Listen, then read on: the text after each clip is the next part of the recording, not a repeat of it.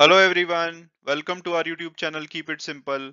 आज यानी कि 20 दिसंबर के हमारे स्टॉक्स इन न्यूज हैं ब्रूकफील्ड रीट, जिन्होंने कि अनाउंस किया है ये सी व्यू डेवलपर, जिनका कि नोएडा में एक ऑफिस पार्क है, उनको 3970 करोड़ में एक्वायर करेंगे। और दूसरी कंपनी है जोमेटो, जिन्होंने कि अपना जो कमिटेड एक्विजिशन था शिप रॉकेट, एक लॉजिस्टिक सॉफ्टवेयर कंपनी में 7.89% उसको कंप्लीट कर लिया है। तो ये दोनों ही टॉपिक हम इस वीडियो में डिटेल में डिस्कस करेंगे और ये भी बात करेंगे कि क्या इन कंपनीज के शेयर हमें करंट प्राइस पे लेने चाहिए या नहीं। और आगे बढ़ने से पहले अगर आपने अभी तक चैनल को सब्सक्राइब नहीं किया तो प्लीज सब्सक्राइब करके हमें मोटिवेट कीजिए। तो सबसे पहले अगर हम बात करें कि भाई एक रीट या रियल एस्टेट इन्वेस्टमेंट ट्रस्ट क्या होता है, तो बहुत ही आसान भाषा में आप ये समझ सकते हैं कि ये एक इनकम जनरेटिंग कमर्शियल प्रॉपर्टी का म्यूचुअल फंड होता है। तो जैसे आप एक नॉर्मल म्यूचुअल फंड में जब आप इन्वेस्ट करते हैं तो उसके बदले में जो कंपनी होती है या असेट मैनेजमेंट जो हाउस होता है वो बहुत सारे शेयर्स में इन्वेस्ट करता है।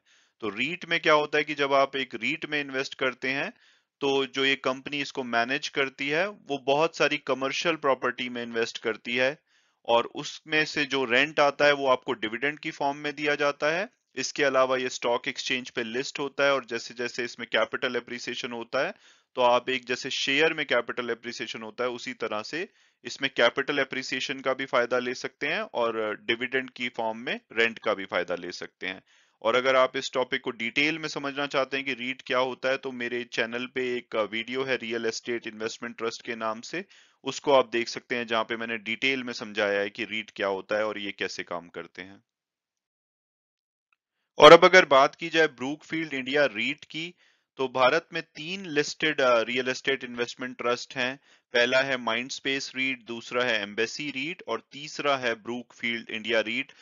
जिसमें अगर इनकी स्पेसिफिकली बात की जाए तो इनके पास 14 मिलियन स्क्वायर फीट का टोटल एरिया है, जिसमें से कि 10.3 मिलियन स्क्वायर फीट ऑपरेशनल है और बाकी का अंडर डेवलपमेंट है। इनके चार ऑफिस पार्क्स हैं, 91% सेम स्टोर ऑक्यूपेंसी है, 6.5 इयर्स की इनकी वेटेड एवरेज लीज एक्सपायरी है और 115 बिलियन रुपीस की इनकी ग्रॉस एसेट वैल्यू है।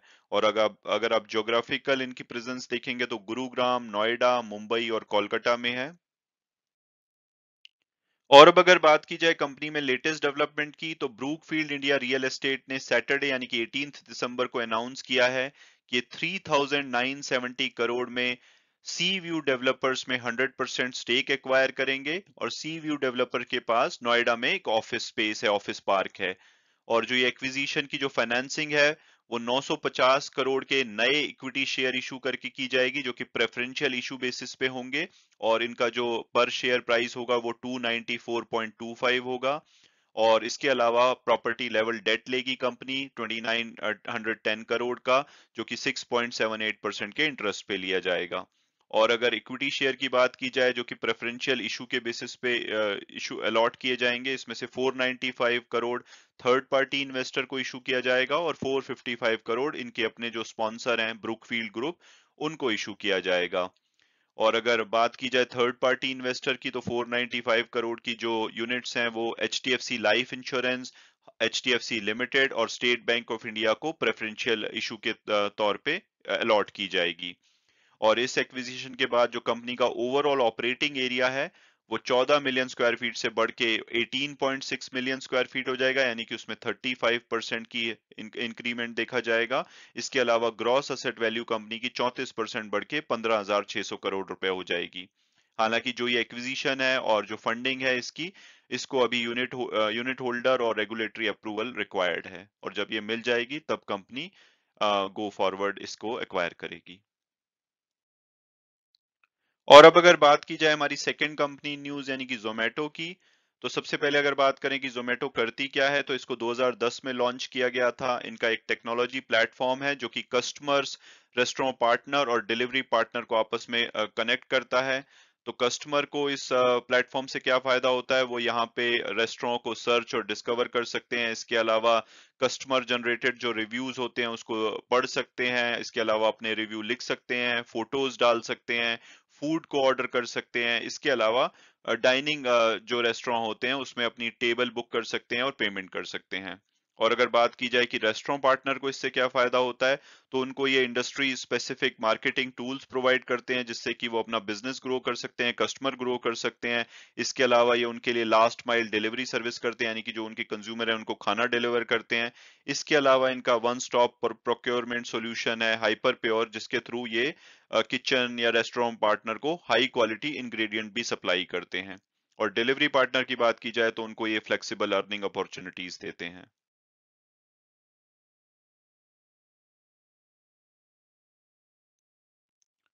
और अब अगर बात की जाए कि क्या हमें ज़ोमैटो का शेयर करंट प्राइस पे लेना चाहिए या नहीं, तो ये एक न्यूली लिस्टेड कंपनी है। जुलाई 2021 में इसको लिस्ट किया गया था। हालांकि पिछले 3 महीनों में इन्होंने लगभग 2% की नेगेटिव रिटर्न दी है, और इनकी मेजोरिटी जो नेगेटिव रिटर्न है वो पिछले एक महीने में आई है, लगभग 13.5% की।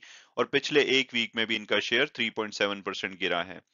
हालांकि ब्रोकरेज हाउस रिपोर्ट्स की बात करें तो मिड नवंबर में एक रिपोर्ट आई थी और वहां पे 183 इनका टारगेट प्राइस दिया गया था। और टिकर टेप के प्रेडिक्टिव एनालिसिस के हिसाब से भी जो इनका एवरेज प्राइस है वो 181 आता है, हायर साइड पे 227 और लोअर साइड पे 93। जो फ्राइडे की क्लोजिंग हुई है वो 135 के आसपास हुई है, तो हम ये कह सकते हैं कि अभी अपने एवरेज प्राइस से काफी नीचे पे अवेलेबल है, तो इसकी प्राइसिंग बहुत ही अट्रैक्टिव है। और अगर इसके फंडामेंटल की बात की जाए तो 1,06,000 करोड़ रुपए की मार्केट कैपिटलाइजेशन है, यानी कि एक लार्ज कैप कंपनी है। इसके अलावा अभी ये लॉस मेकिंग है, तो इस टाइम पे इनके पी रेशो ज्यादा सेंस नहीं बनाता है। और ये इन्हें वे एक न्यू एज कंपनी है जहां पे कि आप हिस्टोरिकल परफॉर्मेंस के बेसिस पे ऐसी कंपनी में इन्वेस्ट डेफिनेटली नहीं करना चाहेंगे, यानी कि फंडामेंटल के बेसिस पे तो ये कंपनी में इन्वेस्ट नहीं करना चाहिए। लेकिन अगर आपको इनके बिजनेस मॉडल पे विश्वास है, और जैसे कि न्यू एज कंपनीज के केस में फ्यूचर पोटेंशियल पे इन्वेस्टमेंट की जाती है, तो उस केस में इसकी प्राइसिंग अट्रैक्टिव है। तो आप अगर इसमें इन्वेस्ट करते हैं तो इसमें आने वाले टाइम में हो सकता है कि आपको 30 से 70% की रिटर्न मिले। तो अगर आपको बिलीव है तो आप इसको करंट प्राइस पे या किसी भी करेक्शन पे लॉन्ग टर्म के लिए ले सकते हैं।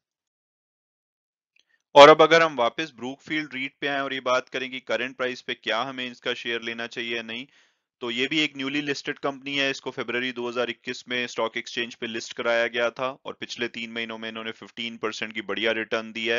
हालांकि पिछले एक महीने से इनका शेयर शांत है, 2.36% की नेगेटिव रिटर्न दी है। और अगर हम टिकर टेप के प्रेडिक्टिव एनालिसिस को देखें तो वो इसका एवरेज प्राइस 327 बताते हैं, हायर साइड पे 340 और लोअर साइड पे 304। जो फ्राइडे की क्लोजिंग हुई है वो 294 के आसपास हुई है, तो हमें बोल सकते हैं कि अपने लोएस्ट टारगेट प्राइस से भी नीचे पे अवेलेबल है, यानी कि इसकी प्राइसिंग अट्रैक्टिव है।